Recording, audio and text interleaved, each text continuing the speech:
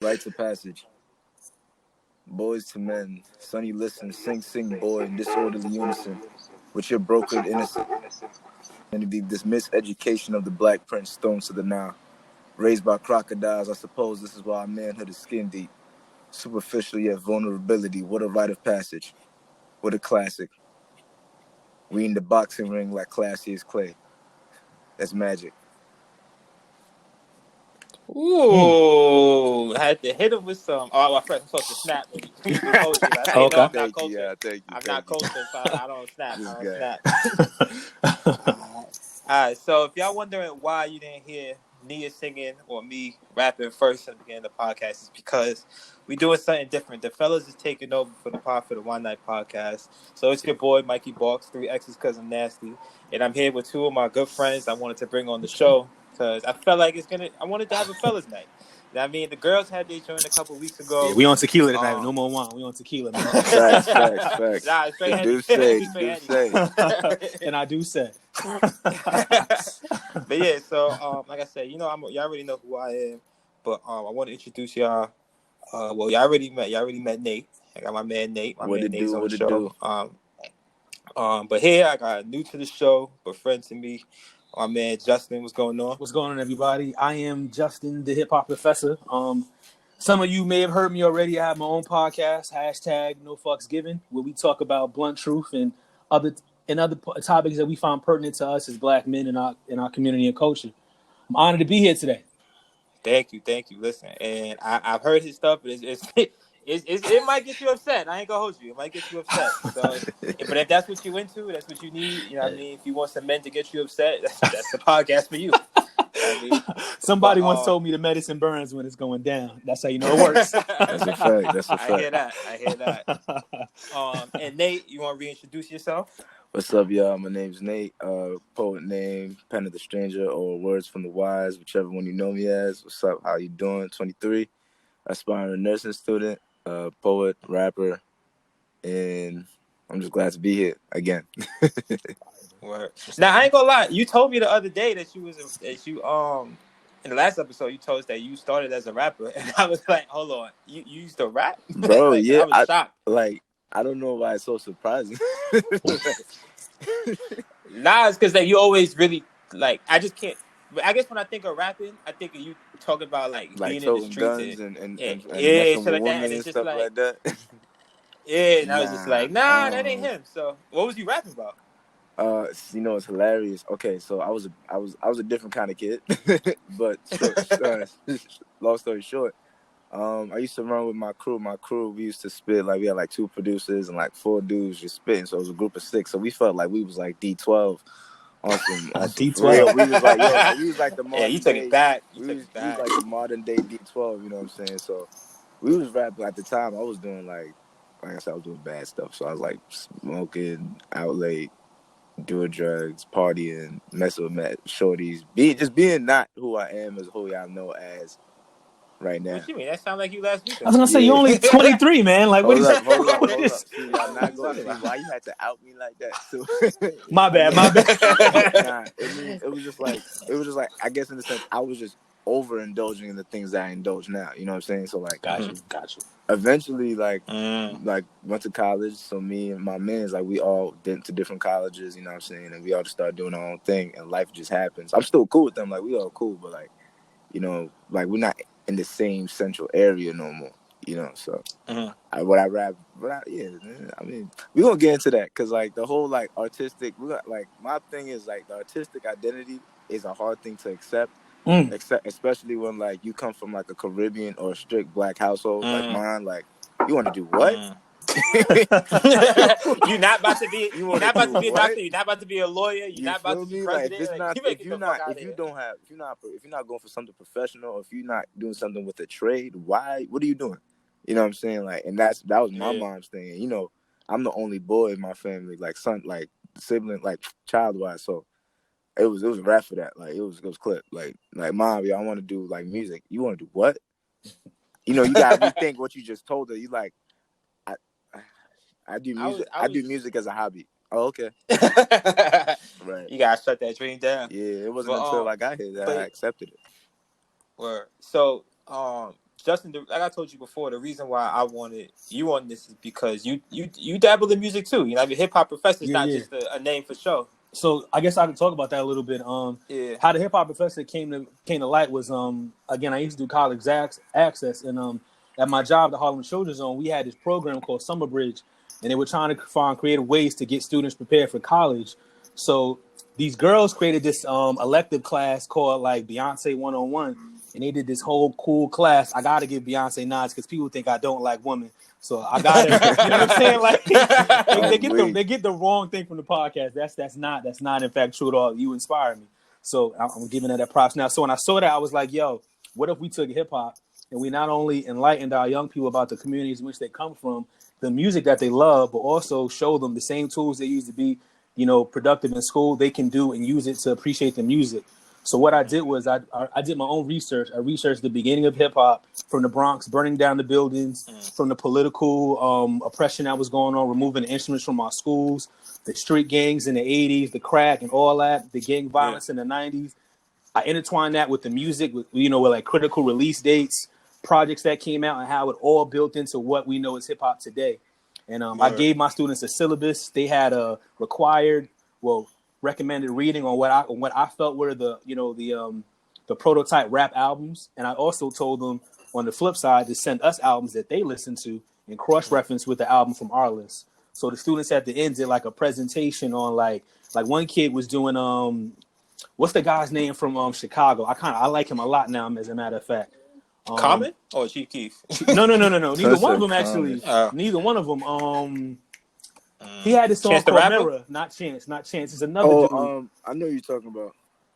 Well, anyway, the kid did a comparison of him and Jay-Z's Blueprint. And based on his presentation, I was so moved. I started listening to him, and I was like, yo, I could really dig dude, because I feel like when you understand where somebody's coming from, you can get their message a lot differently.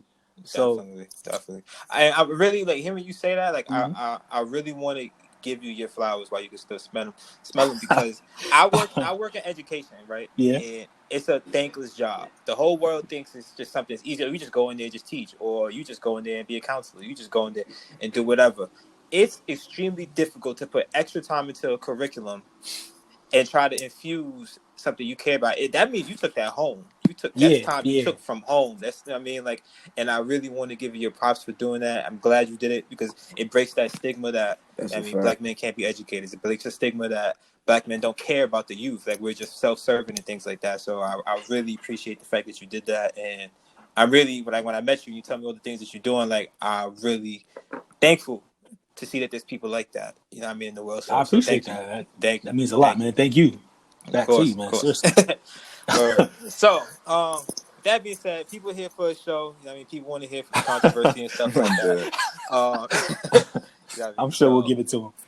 Definitely. So, we all grew up in New York City. All grew up in Brooklyn too. So the first thing I want to talk about. No. Wait. Time out. I am not from Brooklyn.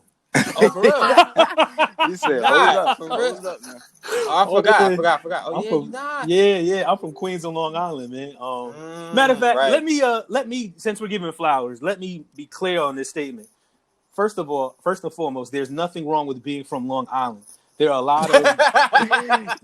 lot of influential, powerful people that came from Long Island. Rakim, the God MC, is from Wyandanch. Biz Markie was from my neighborhood in Gordon Heights. That's where he started at. You know, these are the trailblazers of hip hop. They came from Long Island. Chuck D is from like Nassau County. You know what I mean? For real. So yeah, he is. So I'm not ashamed of that, and I'm damn sure not ashamed to be from Gordon Heights, because Gordon Heights can contend with some of the hoods out here. You know, and honestly, I hope we're gonna talk about that, because that negativity, that's not what it's supposed to be about anyway. You know what I mean? Yeah. But I do hail from Queens, Jamaica, Queens, the South Side. I remember the apartment building, before we got the house. You know what I mean? Like, you can't rob that from me.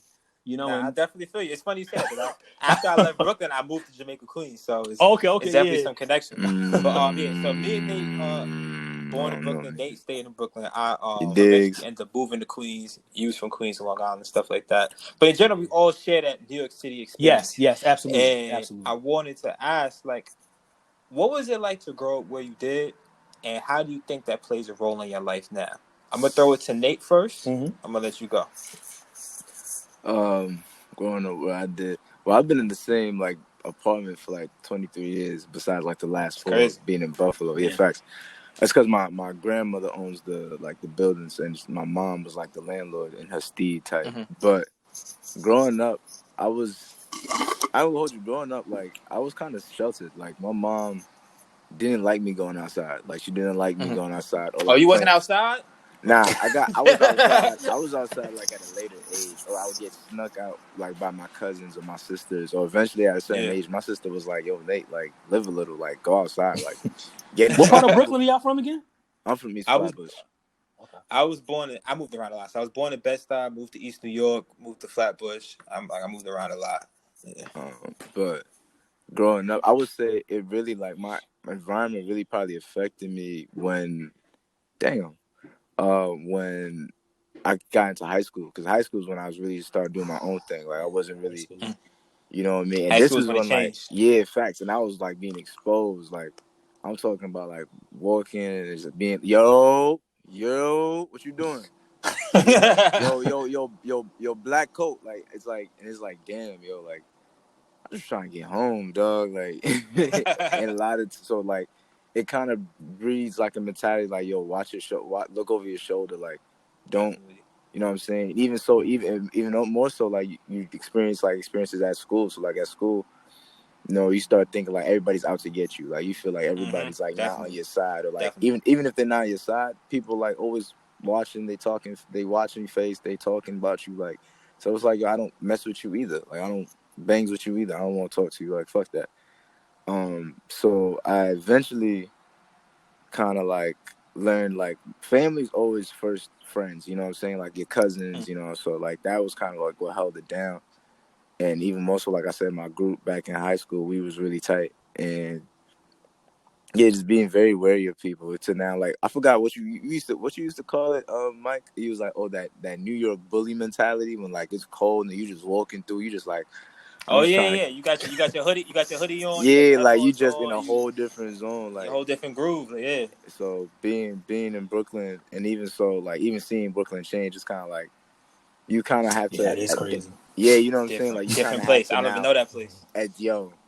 like you kind of have to adapt to like where you are, like to who you are, and as to what situation. You know what I'm saying. Like you go to college, you might bring that the Bronx, you might bring Long Island, you might bring Queens with you, but it's like a lot of people are doing that too. But also, this isn't the place for that either. You know what I'm saying. Now coming back home, it's like I gotta like switch back now a little bit. You know what I'm saying. I'm grown now. I don't gotta be wilding, but I gotta still be protective of mine. You know. So. Yeah.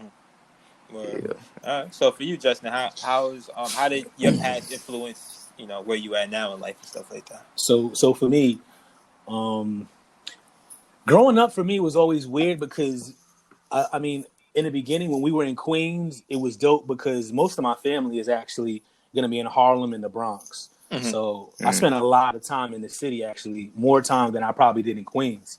Mm-hmm. When we moved out to Long Island, it was kind of devastating because when you lived in Jamaica, where were you living? I lived in Kennedy Plaza. It's off North Conduit, right off the belt. Oh, you Southside, like Southside, yeah. Southside. Yeah. My dad be like, "Hey, Justin, your boy on TV, Fitty." Southside Queens, man. I tell everybody, I remember going to the bus stop. I don't know, was I kindergarten? I remember seeing the little crack things on the floor. Yeah. They're little colorful and trying to pick one up. And my mom yelling at me like, "Don't you ever touch that shit in your life?" And I was like, man. Like the first time I remember parents like scolding on me. I think I was kind of naive to a lot. I feel like my energies always protected me in a way that like I get a pass. Like I remember being on the school bus back when people was getting beat up for the Jam Sports strings. Yo, but I heard about that. I remember a parent coming on the bus like, "Yo, which one of y'all touched my son?" Like I'm just looking like, "Yo, y'all really about to get it in?" But I feel like when I moved to Long Island, and I think the reason why I kind of have a weird relationship with Long Island is because I think there were a lot of personal traumas that came along when I went out there. Like my grandfather, he died. He was a really, really big advocate for me. The family in Chicago, I spent a lot of time in Chicago. Like I used to go out there every summer. those trips started to decline a little bit. You know what I mean? I guess, with things getting tough as we were out there. Yeah. But in Long Island, the friends thing was always hard for me. It's like as I got cool with somebody, the cliques were always breaking up because somebody was moving or going away. Yeah. I think the worst of it for me was actually when I got to high school. Like, people see me now and they be like, "Yo, Justin, what you talking about? You was popular, you was cool." I get that. I'm not saying I had beef. I'm saying, you know what I'm saying? I did not feel like I had that circle of my own. Like, I was cool with people, but I did not have, I didn't have no one to open up to. Like, I was always surface level with everybody. You know what I'm saying? Because my really close friends, he went to prison when we started high school, and my other one, he moved to Virginia. So that's probably what I think. But I mean, I like to look at it half full. That's what motivated me to go away to college and, hate to say it, never go back home. Like, I ain't want to be like, I want to feel that way. That's what drives me. I mean, I go home to visit, to check on people, but that, I guess it wasn't really ever a home for me, Long Island. It's part of my life and it's definitely influential people there, but that wasn't it for me. And I felt like the community that I stayed in, and again, not to knock anyone that's still there, but I feel like majority of black men, if you stay in Gordon Heights and Quorum side, I feel like nothing good is coming out of it. Like, you know what I mean? Like, you're not becoming a congressman. You're not really getting them goals if you stay around it. It's something about the mindset that happens. Definitely. So there's a lot of stuff that y'all said, and I saw myself in it too. It was crazy, you know what I mean? Like, when you talk about like not really feeling connected to people and stuff like that, like, I moved around so much. I always tell people I don't have any childhood friends because every single time I got close to somebody, either they would leave or I would leave. The same thing I just said. Or, you know what I mean? So it was just like, you know what I mean? It was just like, damn. Like, so I kind of got to a point in my life where I started to expect people to leave, and now as a person who I am now, people always wonder like, yo, why are you not close to people? Why are you so okay with people leaving out of your life? Because I was like, I expect it now. You got used to it. Nothing's gonna last for that long. Not to cut you off though, I feel like I gotta interject this, man. So I'm really not just because I'm training to become a therapist, but I go to therapy for myself too. And it came up today. We talked about it. I don't think we realize how much trauma we hold on to, and trauma doesn't mean that somebody did something to you. Like, I remember seeing a guy get knocked upside the head with a bicycle wheel and his head getting cracked open. I was like 9 years old playing outside. But that shit sticks with you. Exactly. But I remember looking up and then seeing wham and him bleeding everywhere. I was 9 years old and I saw that. Like, that was cool. And I saw the kids walking around and that stuck with me. Yeah. You know what I mean? So when I think about my childhood, I always tell people basketball saved my life because, like, saved a lot of lives. because before that, like, I was wilding. So I was a super smart kid. The teachers loved me and stuff like that. But it's gonna sound funny, but I wasn't getting me no girls, and I was getting made fun of. And, nah, you know where you at the lunch table and they just roasting you. Yeah, roasting, bro. I was the kid that I wore the uniform. Like, I was straight and proper, and that got you made fun of. And obviously, as an adult, we tell kids like those kids are not gonna matter to you in 5-10 years. But when you're in that age, all you're thinking about is, that's your bro. world. I'm tired of getting beat up. I'm tired of getting made fun of. I'm tired of the girl I like being with some other dude breaking my heart. Like, I'm tired of that shit. Yeah. So I say, I decided feel like ass. I'm gonna start. That shit feel like ass. I'm sorry. I just gotta think about that shit. My little dumb ass started saying, you know what? I'm gonna start failing classes on purpose so I could be in the lower level classes with my friends who I thought was my bro. I was wild. Man said, I'm trying to fit in.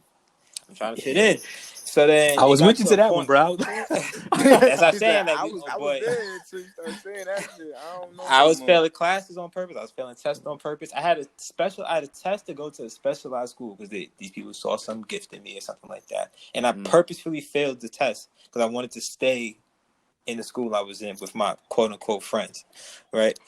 But then after that, this thing called No Child Left Behind came around. And basically all the schools in New York that were underperforming, they were getting shut down, and they were going to take the kids that were actually, performing well, bring them somewhere else. So I got moved out of Brooklyn, moved to Queens, right? And that's where everybody was playing ball. So then I started playing, and I started to realize, I was like, well, if I want to play ball, all these programs, all these teams, you got to have your grades up. You can't get in trouble. So basketball, that was the first time in my life where I actually committed to something. And what I tell people is basketball, it taught me discipline. And that discipline is something that so many people, and I'm just focused on men because that's what we are. Yeah. Men lack Yeah. discipline. We I lack definitely agree. discipline.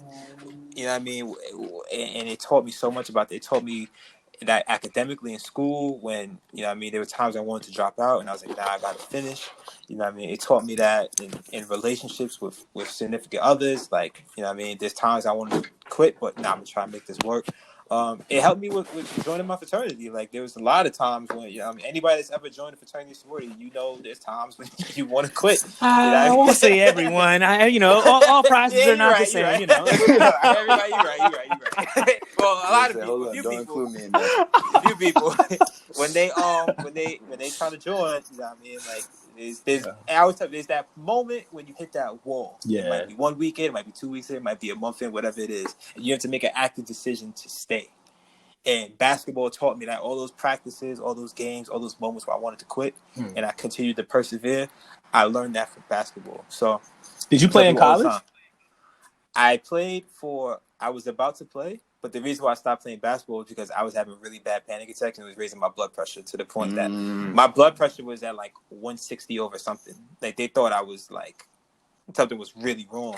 And I didn't know. I started going to a therapist and they were like, nah, like, you have anxiety. And like, I have performance anxiety. So I got to a point where I was like, you know what, like, this shit is literally killing me. And I just stopped playing. So yeah, that's a very, like I said, basketball saved my life. It was also the cause of a lot of pain. So it's a love-hate relationship at times. You know what I mean? But that's why I really love to talk to athletes and stuff like that now, because a lot of times we see athletes as just bodies with no emotions in them, no thoughts, nothing like that. But there's a lot going on in there. Absolutely. There's a lot going on. Absolutely. There's a lot. So now there was something y'all talked about. Y'all talked about Nate, you talked about not trusting people. Justin, you talked about, you know, people leaving and things like that. So does that mentality cross over to your intimate relationships? I'll let Justin take that one because I got a lot to say on that. I'm scarred. I got a lot to say. So, all right, man. Not trusting. I feel like there's so much of your experiences are gonna go into your relationship, or just how you view women, you know, in general. It might not even be the trusting part, just in general. How's your past affected your relationships now? I think it's made me a little hardened sometimes. Ooh. Like okay. Like a chick can be like, you know, I feel like I need to go. You should leave then. Yo, for real. Yo. She's like, are you serious? Yeah. You said you feel like you should go. I say maybe you should then. It's just because it's like, I don't know, after a while, man, I mean, like you said, like, it is what it is anyway, you know, and I think just that, and I think after a while you just get tired of the bullshit. But yeah, I guess that I can't think of the words right now, but I think just being so hardened, I think that's what it's done. It makes you a little bit more hardened, hard to have. Let me ask you this. Nate and I was talking about this the other day. For us growing up, being in these strict households, families that don't have a lot of affection and things like that, when we had moments of pain or showing hurt, we were told to man up. We were told to put those feelings away. So do you think like you're kind of projecting that in those situations? I want to say I don't think they're the same. I mean, I want to give my parents some credit here. Like they did some. It might not be parents, but life in general. Yeah, you're right. Life hardened you. So yeah. Are you projecting that now on other people? I try not to. I really try not to. But I will say what you're trying to do. Actually, what you're doing. Yeah, for real. So what you think you're doing right now? I think there are times where it definitely could. And I think part of that is, and it's even training to become a therapist. I say all the time in my supervisions, what I struggle with is the push and pull. When do I push and when do I pull you in? But when do I also push? Because you need to stand. You know, my practice is always, all my research is always going to be focusing on black men first. So any theories I look at is always going to be, how does that affect the black man rationale first before everyone else? That's just how I look at it. So, and I also know that as a black man, I can't afford to be as open and, you know, intimate, and you just can't afford to just fall and cry. Even if your life may may award you that. You may have the right to. Your shit may be that heavy. I know real life that's just not gonna work. No one's gonna let it happen. So while I want to give someone that time, I just feel like, am I really doing you a service when that's just not what it? You know, I feel like I'll push you a little bit and give you a hug when you break down, but we're gonna be standing toe to toe together, and you're gonna stand afterwards. But I guess I kind of went on a tangent there. Relationships, though, I've definitely said a million times, when it comes to women, I kind of do feel a little bit about a way, because I feel like they put all this stuff out in the media now on what they want, and when I was growing up, the exact toxic monsters they claim they hate are the exact monsters they were breeding. Like, you didn't, like, you know what I'm saying? No, y'all weren't talking to anybody that was being smart in school. Y'all weren't talking to boys that were writing y'all the love notes. Mike's feeling this whole conversation right like, now. I literally remember, and Shorty, I hope you watching this. I literally remember this girl in high school walking her. I'm not gonna do that. I'm betting. You started, bro. You started, bro. Too much controversy, but we all know. I'm pretty sure we all got a story about some young lady. We were walking to her class, had the love of our life for it. And What's her name?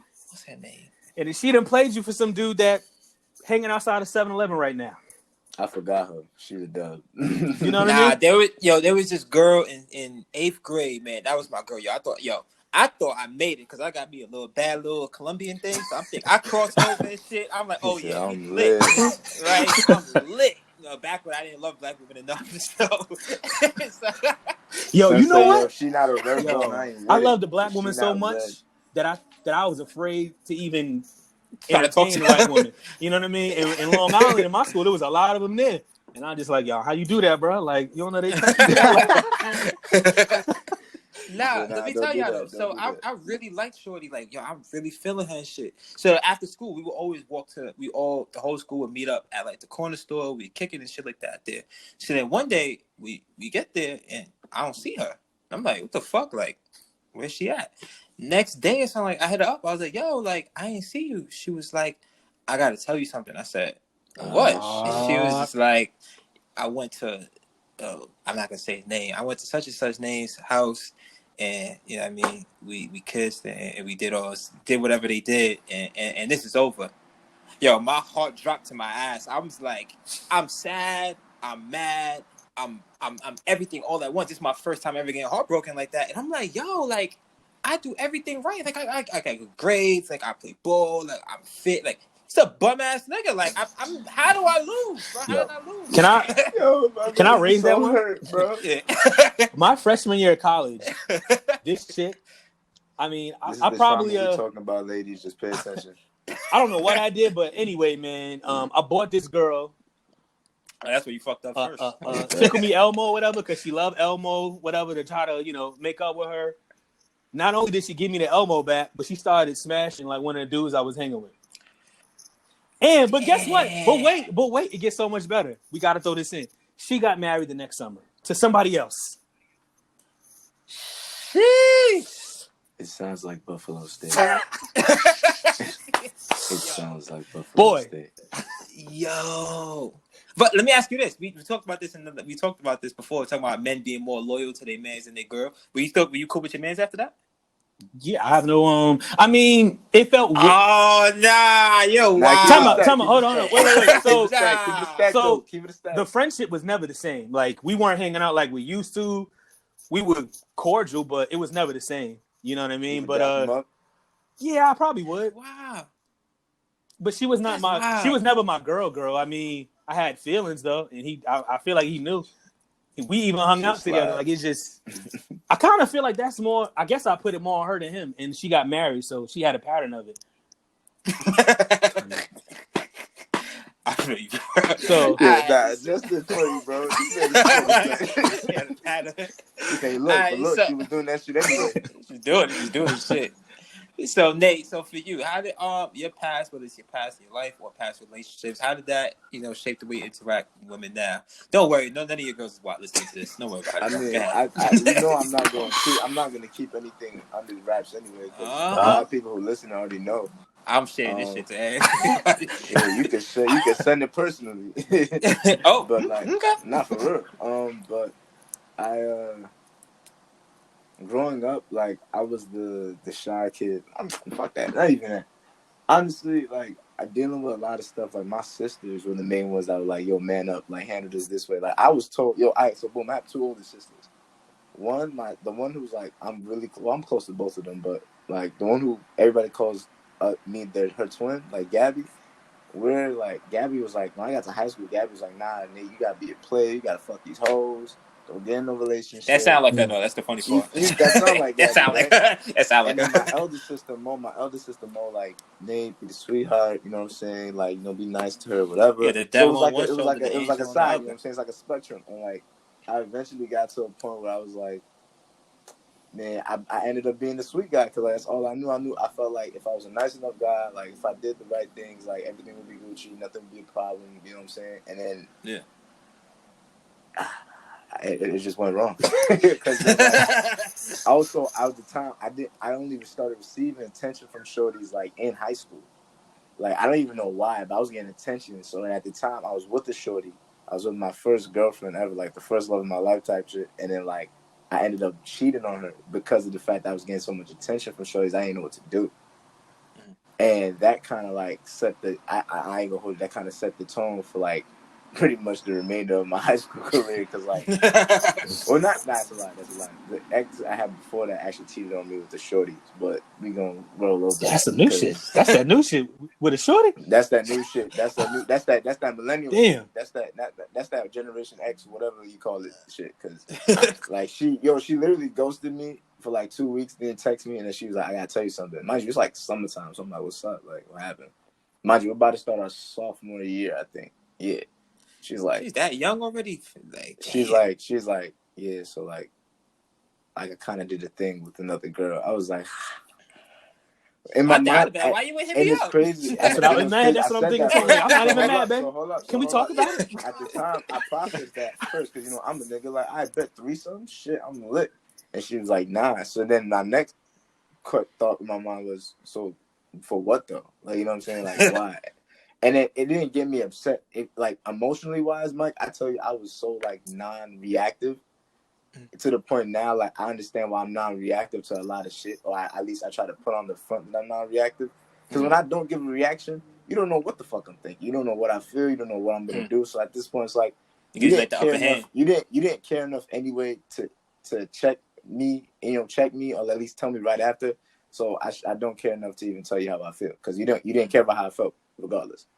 You know what I'm saying? Damn, I just realized some shit. Hold the fuck up. Shit, the one night saving lives, man. You know what I'm saying? So then that kind of like set the tone. So when I got into like a serious relationship with my actual second girlfriend, like the first love of my life, like that, I didn't know how to like process like emotionally a lot of things. Like, you know what I'm saying? I didn't know how to talk about certain things. Like, and then that kind of, she would keep things from me because she didn't know how I would react to certain stuff.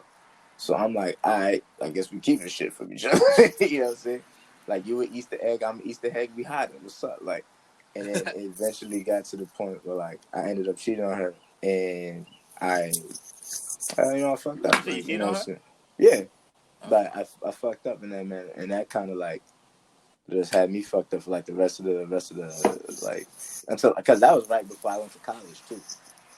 So, like, at that point, she went away from her program, and I'm like, damn, she probably, like, talking dudes, whatever.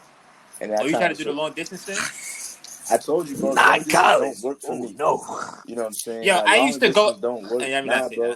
Long distance don't work. I'm telling everybody this right now. If you have a long distance relationship, I'm proud of you for making this far. I hope you continue to be great in the future. For me, it's a dub. It's a dub. It don't work. It don't work. Mike, you know personally. Justin, you here, but let me tell you right now, it don't work. For me. I'm with you, man. I need the flash. I need to be here in person. I can't For real, like I need you right here physically, bro. And then so after that, like I guess like when it came to other women, like in college, like I wasn't reactive. I wasn't communicative in terms of my feelings because it's like I don't think women be listening anyway. Yeah. You know what I'm saying? Like from that first experience I had, like I feel like women didn't really listen anyway. You know what I'm saying? Like, my relationship in college, like that kind of like went south because I felt as though she wasn't really listening to me. You know what I'm saying? I would tell her certain things and it was like it would just go through one ear and out the other. You know what I mean? That eventually made me commit the same action again. You know what I'm saying? Like, I cheated again, and it's like, all right. So I realized I did things because of the fact I wasn't getting something out of something. The first time was because I was young and stupid, but the second time, I definitely I should have known better. So that, I overall, like, even now, like, I'm not reactive to certain things. I try to work on it because, like, obviously I want to be with somebody who's going to take me seriously, and I hope she takes my thoughts seriously. You know what I'm saying? Like, my vulnerable side, I hope she listens to that. You know what I'm saying? You know what I mean? Like, but I also realize I have to give her something too to do that. You know what I mean? Like, for her to know what to do with me and move around with me, I have to give her something. I have to give her that information. So that's how that whole shit went down. So for you, it's just like you became like you kind of closed up.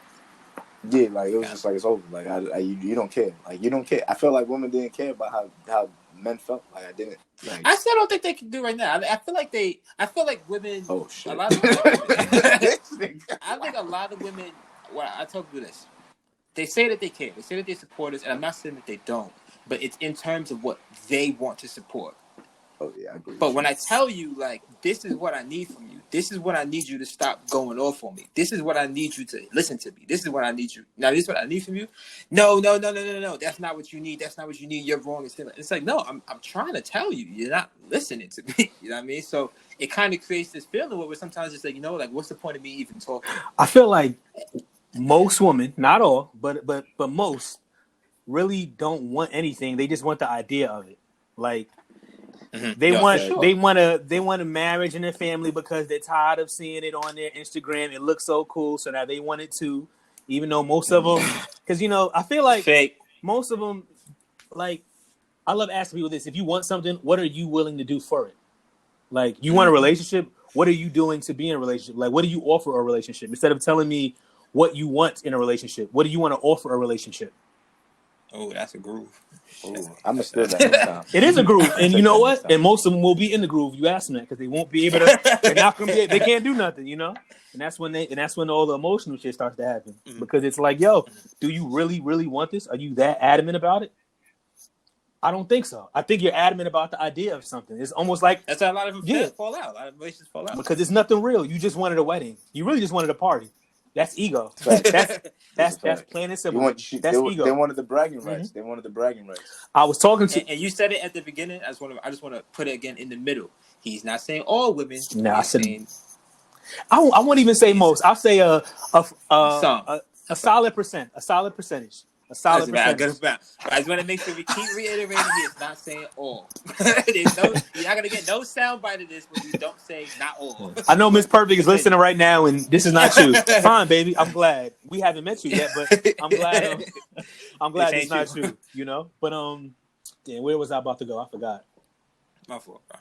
You was talking about the women, like, not just wanting, like, the idea of a marriage. They want a party. It's ego. Exactly. Like, I was talking with a young guy the other day. He was talking about marriage, and he was like, how do you feel about marriage? And I said, well, I do believe in the union of a man and woman starting a family. I do believe in that. However, in present day, I question it a little bit because a marriage is actually they're just a license, right?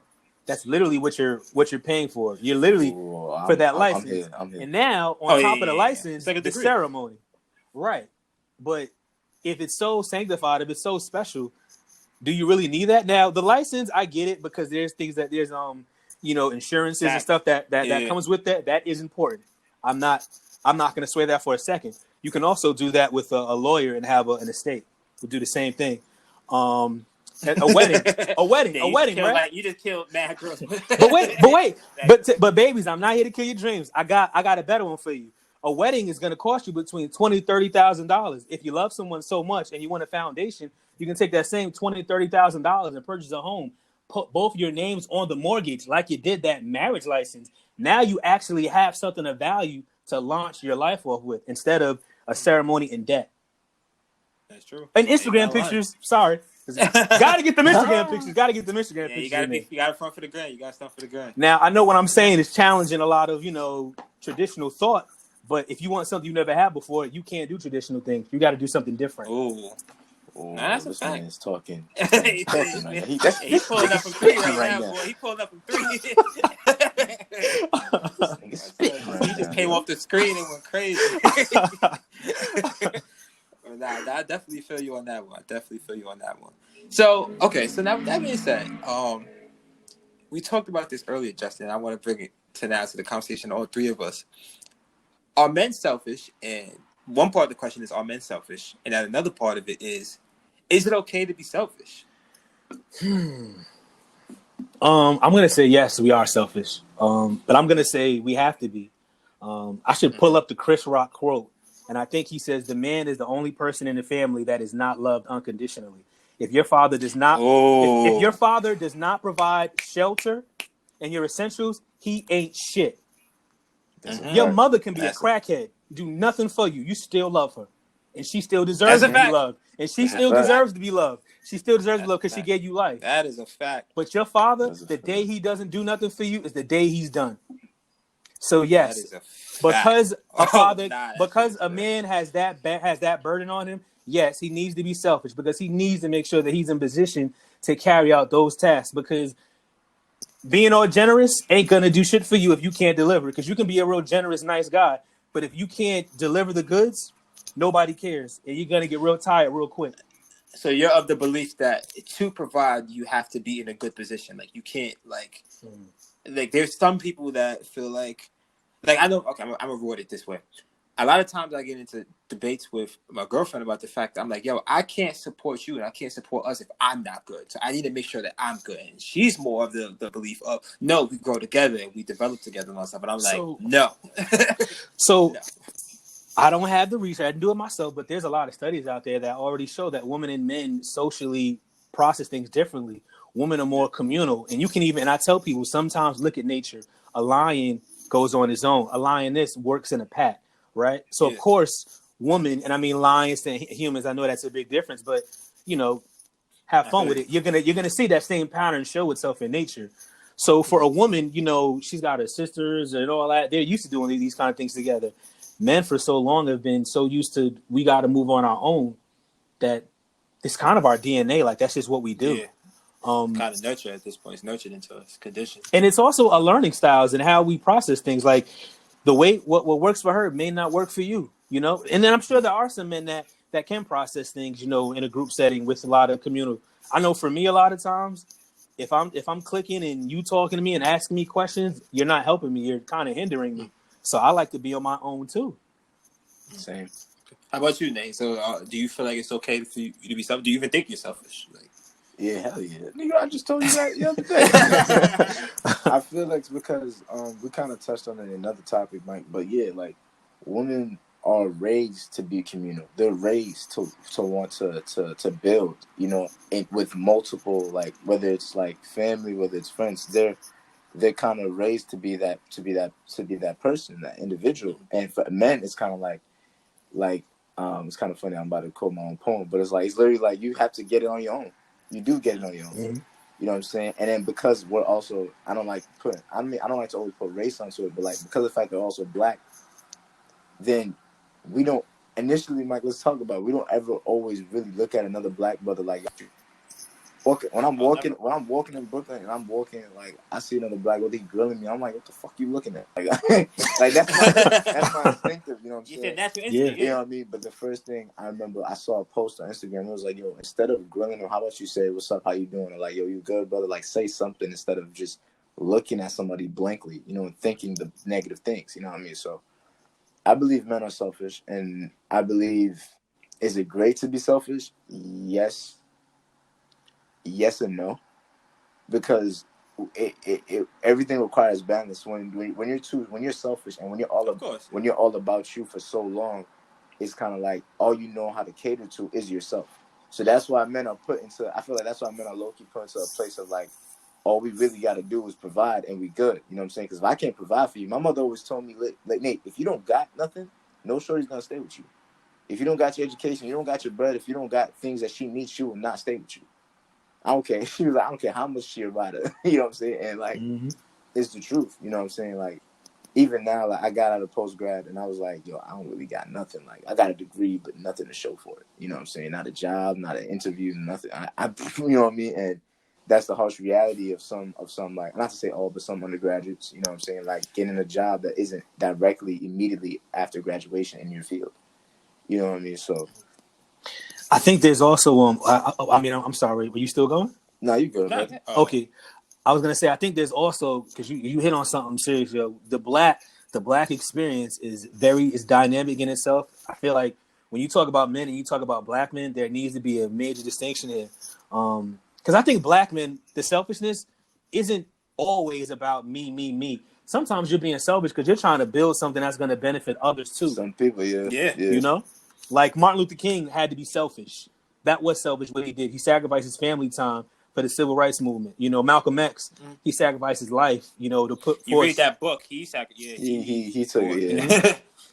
That's selfish. When I say men are selfish, I'm thinking of that too. I'm not just thinking of hell. I want to say 50 Cent, but I don't even think 50's got the right to be selfish. Like the man literally, his life has almost been taken for everything that he's accrued in his time, you know. But in terms of working, like black men are the only people that don't earn as much as their spouses dollar for dollar. I always tell black women this when we start having that conversation. It's like, yo, the tone of your conversation, be sensitive to who you're talking to. Like, you talking to me.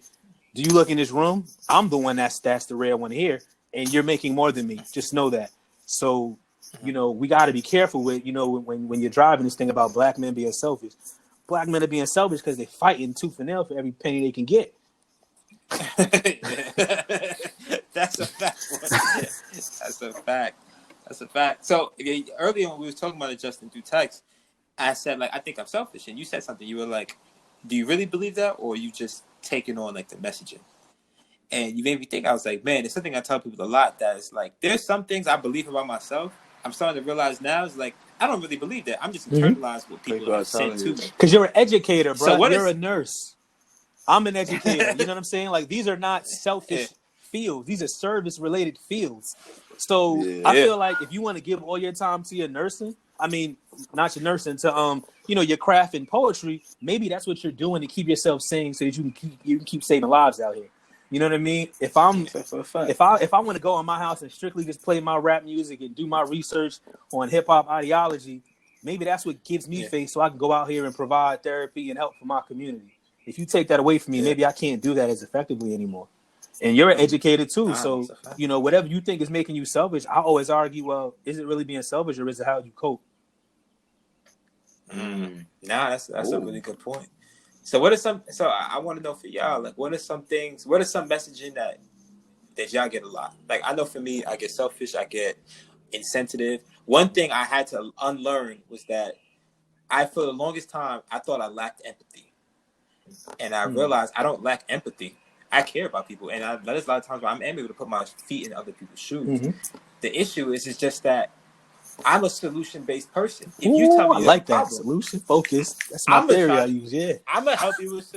I'm gonna give you a solution. Some people, what I found is this: some people, when they're in a hole, they want to stay in the hole. They want somebody to jump down in the hole with them, sit there with them, let the shit cave in. Like, I'm not like that. Bro. I'm gonna throw you a rope. I'm gonna get you out. But some people don't want that. You know what I mean? So it's like, for y'all, what are some things that y'all have heard, whether it's from women, whether it's from, you know, just reading things in the media or whatever the case may be, some messaging that you I'm too militant about yourself. I'm too militant. I'm like, oh, you'll get that a lot when you go. Yeah, I'm like, when you're a black man in school, you'll get that one a lot. I'm like, you get that one a lot. Maybe I would say I'm not considerate enough. You know what I'm saying? Like, I mean, I feel like that's a lie, but like, there's a certain point where I feel like it's a lie because like everybody's story with you is a different version of what you give them. You know what I'm saying? So probably it's not that I'm inconsiderate. It's just that I'm not considerate enough for you. Oh, you're insensitive. No, I'm not insensitive. I'm just not sensitive enough for you.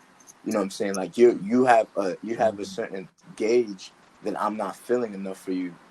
And it's kind of like how you said, like, you're asking something. We talked about this the other day, Mike. Like, are you asking something of me that's not my skill set? You know what I'm saying? That's not Like if you telling me like it's not my toolbox. it's not in my toolbox. I don't got it. Like if I'm here giving you everything, giving you that I can possibly give you in the way that I know I can, you know what I'm saying? Like if you're looking for somebody who's gonna be in the hole with you, I'm not that person. I'm the person that's gonna be like, yo, what do you need?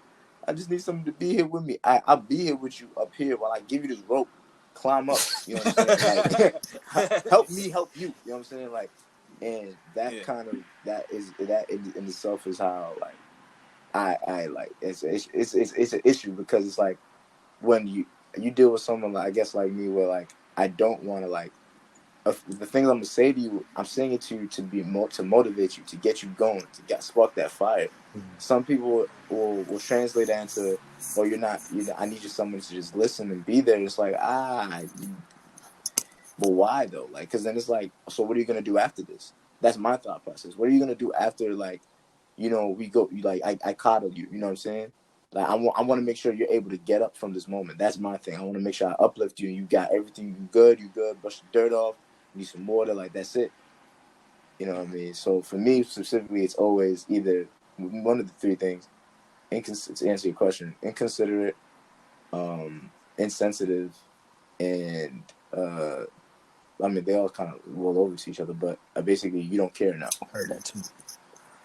So I want y'all to, for a second, I want y'all to take the armor off, right? Take the rough exterior, that like, I mean, take that off for a second. They're gonna try to kill me. Answer this question, I mean, with whatever your feelings are. How does it make you feel when that happens? And the reason why I ask that is this.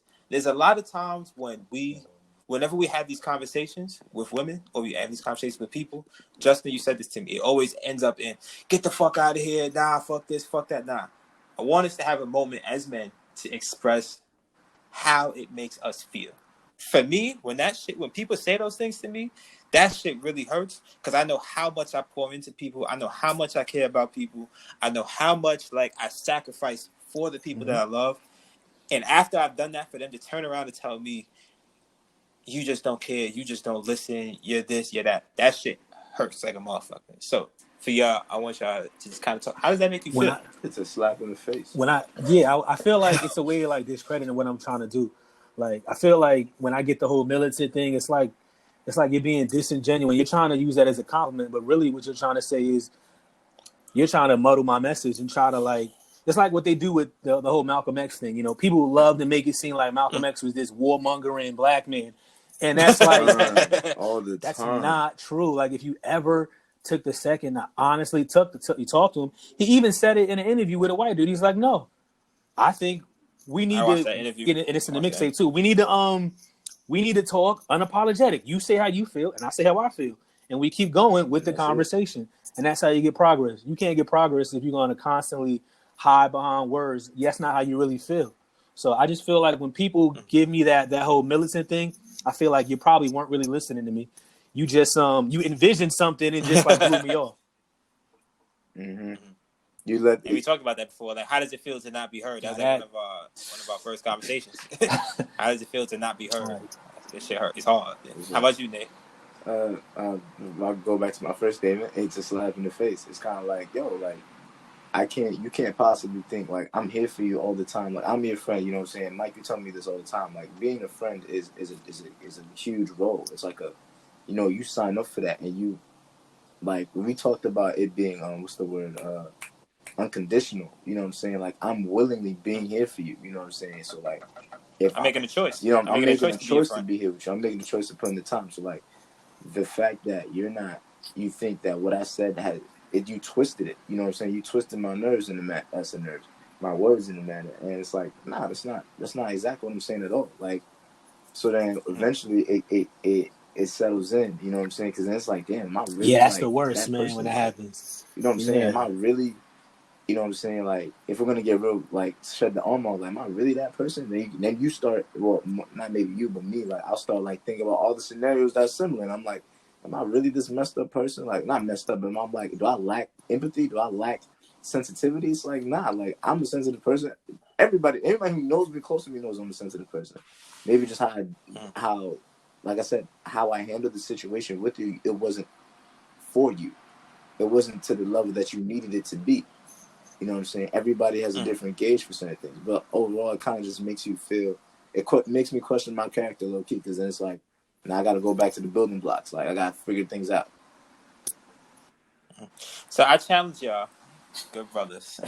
The next time somebody, and I challenge any man listening to this, the next time somebody makes you feel a certain way, tell them. Nah, that shit is hard as fuck, bro. I'm good. Don't go off. Don't tell them. Don't talk to them about what they did to you with shit like that. Just say, I feel such and such. That is one of the hardest things to do in the world. Like, and that's why I said I said challenge for a reason.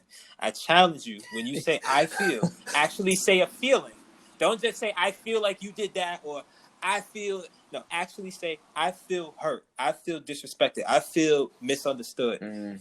Because there's so many times when somebody hurts us, our first thought is to just get back at them or something like that. So I really challenge any man listening to this. Next time your significant other, your family member, your man's, your line brother, whoever it is, they do something, they say something that hurts you. They didn't pay you back on time. They weren't on time when you asked them to be on time. I know what it's like, bro. I know what it's like. I know what it's like, man. The next time that shit happens, say, yo, bro, like, I'm hurt that you did that.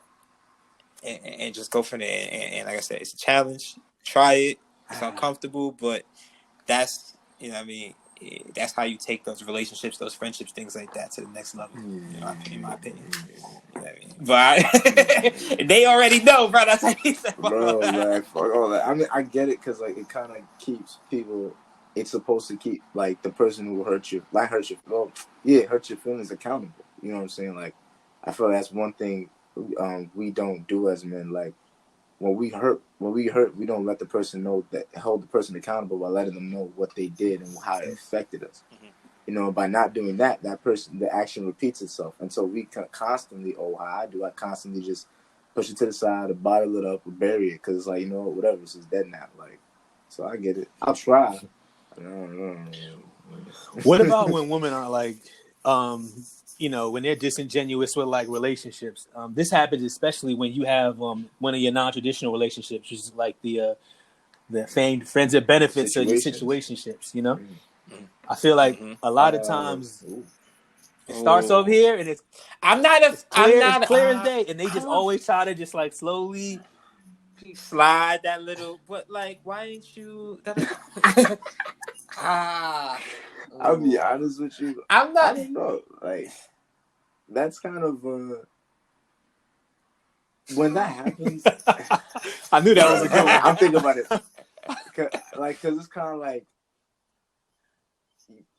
it's gonna sound messed up, but like, if I did my part in telling you where I was at, like, it's kind of like, it's gonna sound messed up, but like, you came to that on your own. Why does it have to sound messed up? Because he's being real. Because one is being real, and two, it's because, like, I guess in a sense for her, I don't feel that same way. You know what I'm saying? I'm not reciprocating that. You're being selfish. And that's you know, I'm being selfish. But it's, you know what I'm saying? So I can't do that. Like, saying like, oh, why didn't you want to take, like, yo, I got asked that, like, oh, how come you never took me seriously? And it's like, damn. Well, I feel like sometimes this is a good chance to don't put it on her. Like, it's not about you. I'm not serious right now. Nigga, you trying to get his shot. Oh, bro. That line. We were saying this was a situation, so if it's a situation, I don't see where's the harm in that, and saying that you're not ready for nothing serious. There's definitely no harm in it. I feel like. So what you're about to hear after that is, so you just gonna fuck me, and you gonna do this, you gonna do that, da da da. I feel like it sounds fucked up when you start putting another woman into the perspective. Because when it's like, oh, but you took her seriously, or you would take her seriously, and it's like, what? Where I'm at in life, if you're bringing up the past, other people, you need to be going anyway. Because what are we doing? Like, come on, are we serious? I'm dead. I feel you. But all right, so you start winding this thing down, right? Like we talked about at the beginning, y'all are both artists, right? And before we even get into this conversation, I want to say thank you. And the reason why I'm saying thank you is, this is something that y'all really pour your heart and soul into. Being an entrepreneur, being an artist, things like that.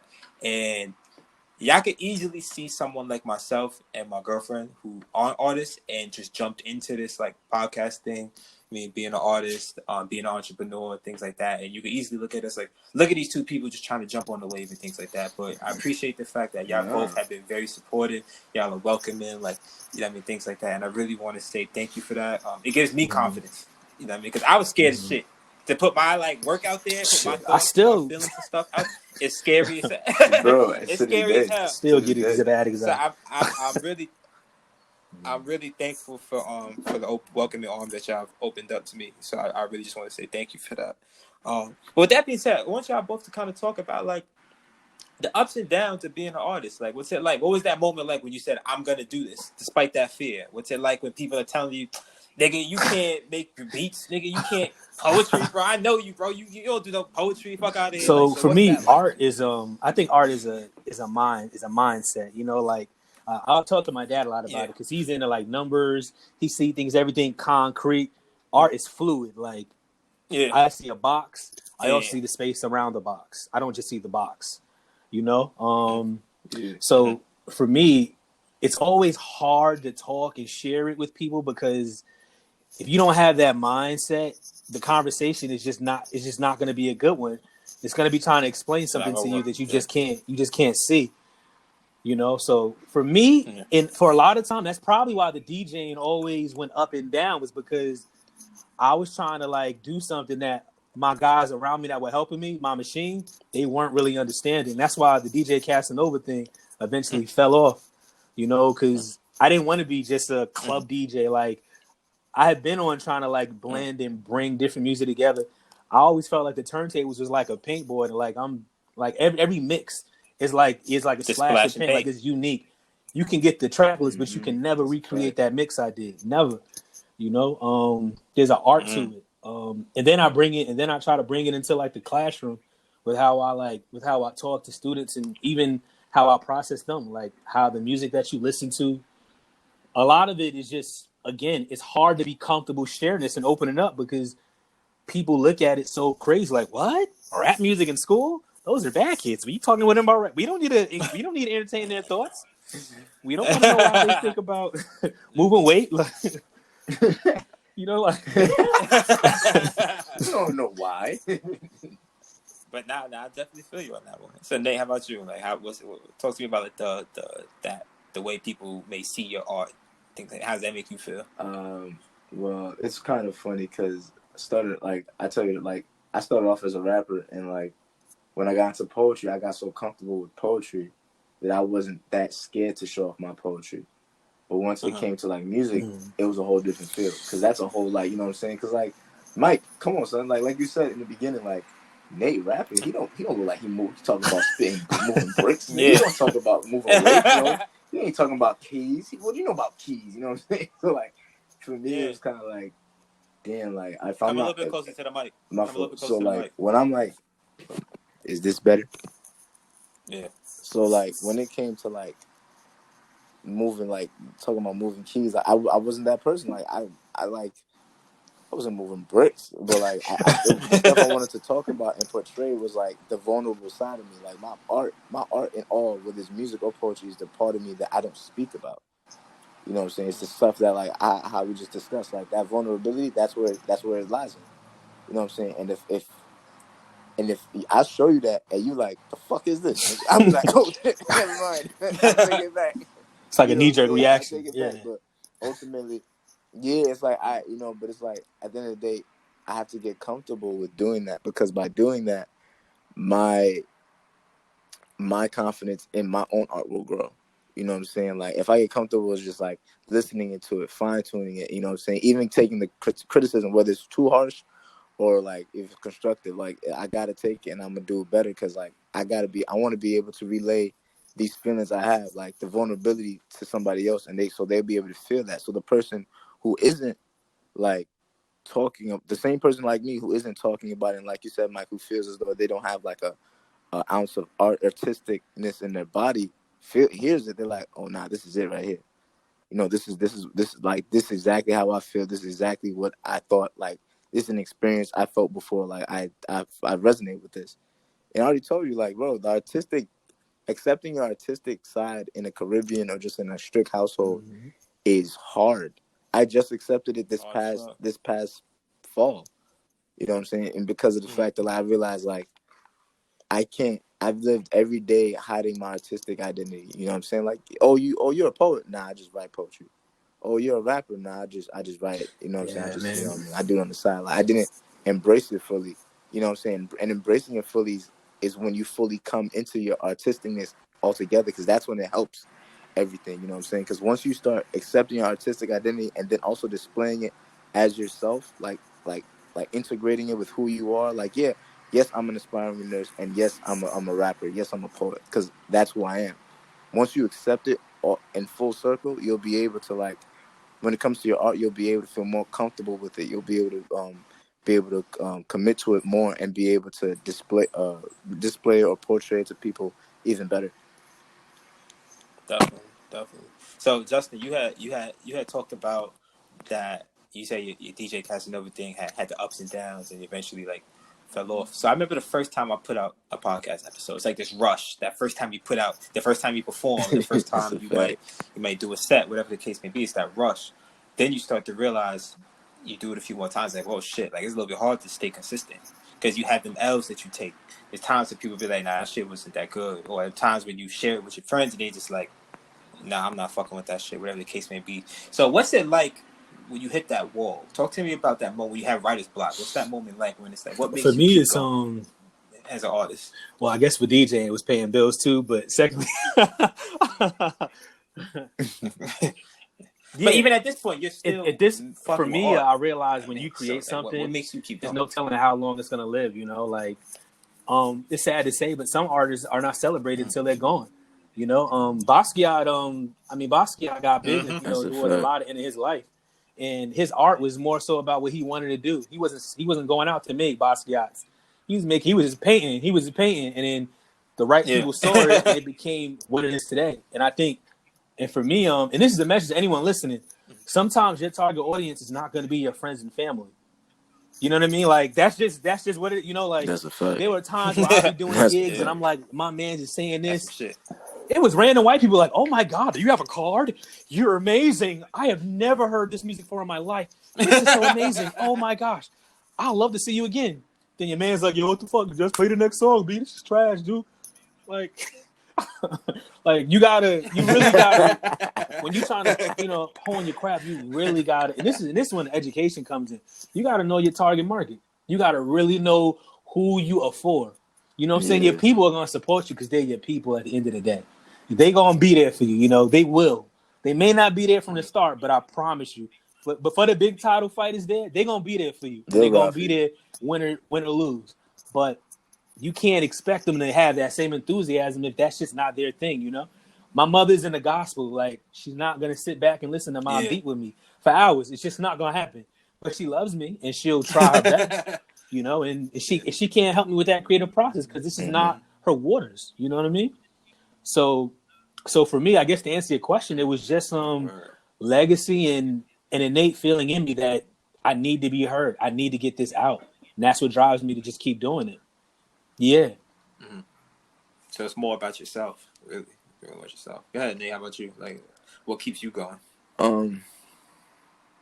To be honest, it's what Justin said a little bit further back. Like, it's what keeps you sane. You know what I'm saying? When you're an artist in any type of form, you have to create in some type of form. Now, whether you decide to put that art out is entirely up to you. But, like, you know, at the end of the day, I told my mans this. I tell everybody this. Like, when you create, you don't create for people.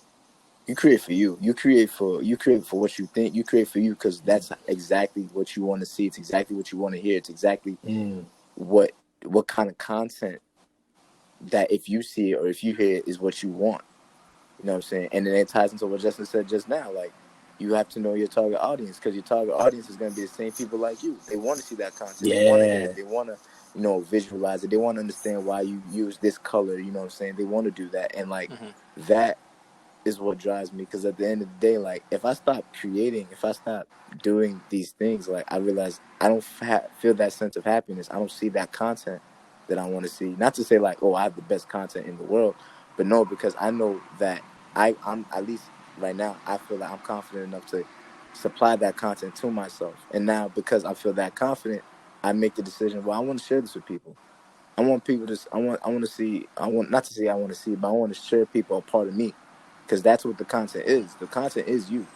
Wholly, like whether it's your podcast, whether it's DJing, whether it's studying, hip hop, like, and sharing it with people, like people all over Instagram, like people are sharing their content and their art in their own way, because that's exactly what Expression. it means to them. It's a part of their Yeah. personality, like, so it's expression. So doing that, when you do that, people understand the better side, understand that And side of and you, if I can whether you piggyback show a it or little not. bit, just like what you So yeah, said, I feel like when you doing it for you, that's when you Okay. truly get the best out of it. And like you said, and the people that really bang with you, yeah, like if you listen to rap Yeah. music, you always know when like, oh, he was trying to do this. That's why I was whack.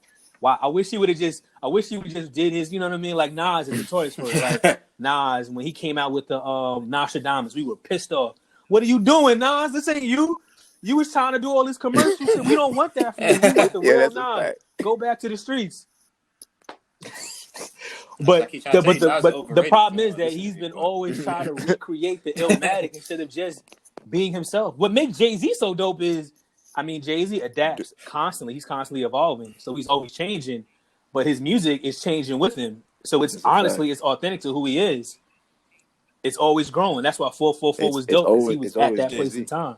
You know what I mean? That's what made it dope. And some of these new artists, you can always tell when they playing with their sounds, or if they really going back to their roots. You know, you got to stay rooted, and that's how I think, how you put the best thing out. That's a so fact. how?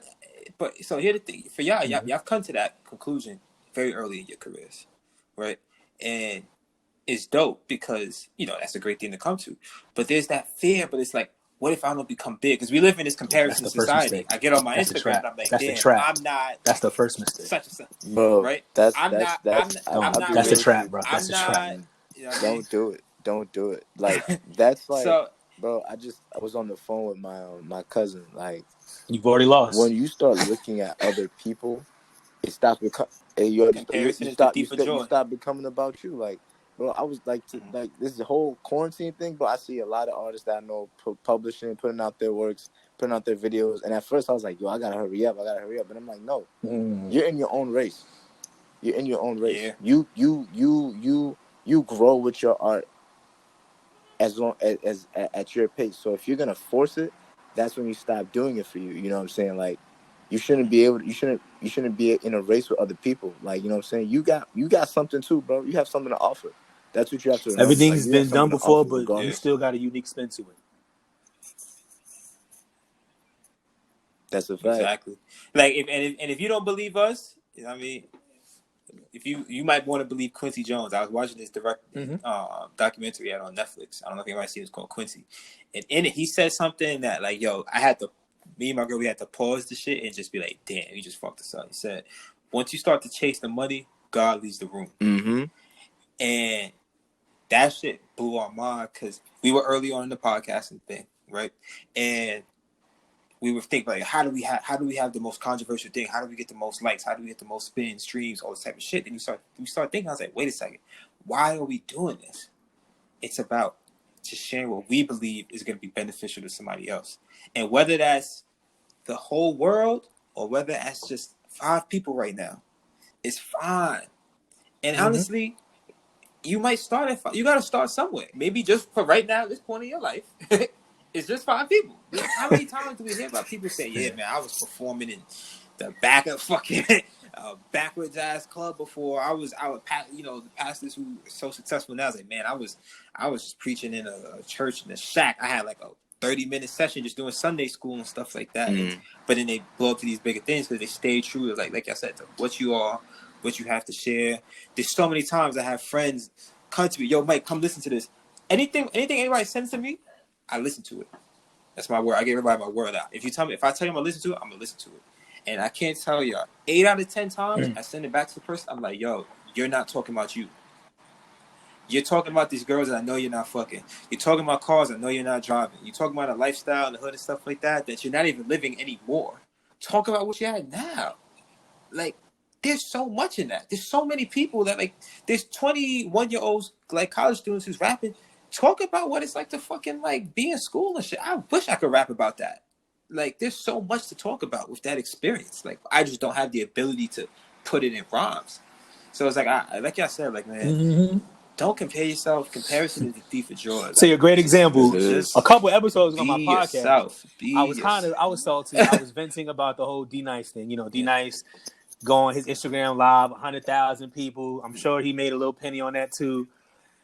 You know, and I was like, well, I was telling my friend, I was like, you know, I've been DJing my IG live. I do it on and off all the time. I've been doing it for months before this. You know, no one ever listened to me. And then my boy was like, well, Justin, you when do you go on? And I was like 2, 3 in the morning. He was like, 2, 3 in the morning, nigga? What you mean? But also, you know, D-Nice is from he's from the Boogie Down Productions, so he's been around hip hop for a minute, damn near since the beginning. Overtime. So he deserves everything he gets, and I appreciate him. I watch him, and I'm always learning. For sure. But yeah, man. So I want to take this last moment that we have here as on this podcast. I want y'all to kind of just talk about what y'all do with your art. We talk about y'all being artists, but I really want y'all to get the moment to just talk about what you do, talk about any upcoming projects you might have or ideas you may have, stuff that's going on right now. Nate, I'm gonna throw it to you first. How y'all doing? I'm Nate. It's mad on the spot. Damn. But yeah, you have to be ready, man. It's your shot. It's your moment. You're definitely right. So right now I'm working on a project. It's like a 5-track little EP. Nothing crazy. I try to keep it short because I don't got the time to be making no 15-track, project. But it's definitely something worth it. It's definitely going to be a lot of poetry, some raps in there. Nothing that you haven't already heard from me. Honestly, something from the soul. Like I said in the podcast, like. Anything you hear from me is my vulnerable side, so I hope you fuck with it. I hope you appreciate it. Coming out, that's to be it. Where can we find? Hold on, before you go, Justin. Where can we find your work? Like, where are you based out of? Where can we find your work? You can find a lot of my poetry right now. You can find a lot of my poetry on my Instagram, Pen of the Stranger, or you can check my Tumblr. My Tumblr is the Lost Cause Poet. And yeah, that's about it. Or if you want to follow me on Twitter, how we spell that? I'm about to follow you right now. So yeah, you said what I mean? But Vintage the Wise. Which one? Yeah, just Vintage and the Wise. That THE Wise. But yeah, Pen of the Stranger and Tumblr Lost Cause Poet. Because once like everything's done, I'm gonna start promoting, and I'm gonna go right back to putting poetry on everything like crazy. Yeah. And you based out of New York, right? You still based out of Brooklyn? Yeah, Brooklyn, New York, man. Ain't getting no better. So love. When the world open up back up again, we could definitely catch you in some poetry clubs and things like that. Oh, right? You already know what's going down, man. Let's go. You already know how I get. So currently right now, if you follow me on my Twitter, I believe it's JustinSpire85. I like to do a little Zoom parties here and there. Usually I choreograph things based on a theme. Like a while back, we did the Queen's Party. We try to go through the boroughs of hip hop. You can also, if you add me on Facebook, I started a digital club, the Hip Hop Lounge. It's HHP Lounge, but you can go to my Facebook, which is the Hip Hop Professor. Facebook.com/the Hip Hop Professor. Whenever I go on live, sometimes I throw a flyer. Sometimes I might be in a moment. I'll tweet it out, and if people are interested, I DJ. You can always hop in. Yeah. Patch in, and you can be in a session with me and listen to the music, I'm mixing. Also, I'm still training. I'm still in school. I'll finish by the end of the summer, and hopefully I'll have my, I'll have my school counseling license, and in the fall, I'll be taking the exam to get my mental health license. So I'll be a therapist with my provisional license, man. That's what I got. Oh, yeah. My Instagram is the hip_hop_professor. I put a lot of my mixes and stuff up there, too. That's another place. If I'm ever live, you can always check me out. All right. So anything that y'all might be interested in hearing, I'm gonna definitely have it on my on when this post. I'm have all the ad names and everything like that they just said. So when we post it, y'all be able to find it. Y'all also be able to find Justin's podcast page and everything like that. I'm gonna send y'all the link to the Spotify. Please. All that, so see I can make sure y'all getting connected. Support your friends. Support your people. Give them a stream. Stay in the house and listen to the whole thing, but show 5 the minutes helps. 5 minutes helps. That's a fact. Stay in the house. Please stay in the house. But with that being said, fellas, I really want to say thank you again for giving me your time. We've been here for an hour and 20 minutes. I mean, fellowship has always been amazing. I'm glad I was able to connect y'all two. I'm hoping that I see some dope things from y'all. Definitely, absolutely. Individually and it's always dope hopefully when brothers get together, man. I love as a collaboration. So, Facts. Definitely. All right, so let me take us out. So, if you made it to this point, one of two things has happened. One, you listened to the whole thing and we're thankful for you tuning in. Or two, you're not really listening and this is just background noise for you. If it's the first, please remember to like, subscribe, and share our content with at least one person you know this week. With your man, it could be your line brother, that person you just got in a fight with, your boyfriend, girlfriend, your mother, whoever it is, we'll take the stream, right? Whoever needs a glass of wine and some good conversation. Also, check us out on Instagram at the One Night Pod. If it's the second, well, thanks for the stream. All right, peace and love, y'all. All right, peace and love, y'all. All right, peace and love, y'all. All right, peace and love, y'all. All right, peace and love, y'all. All right, peace and love, y'all.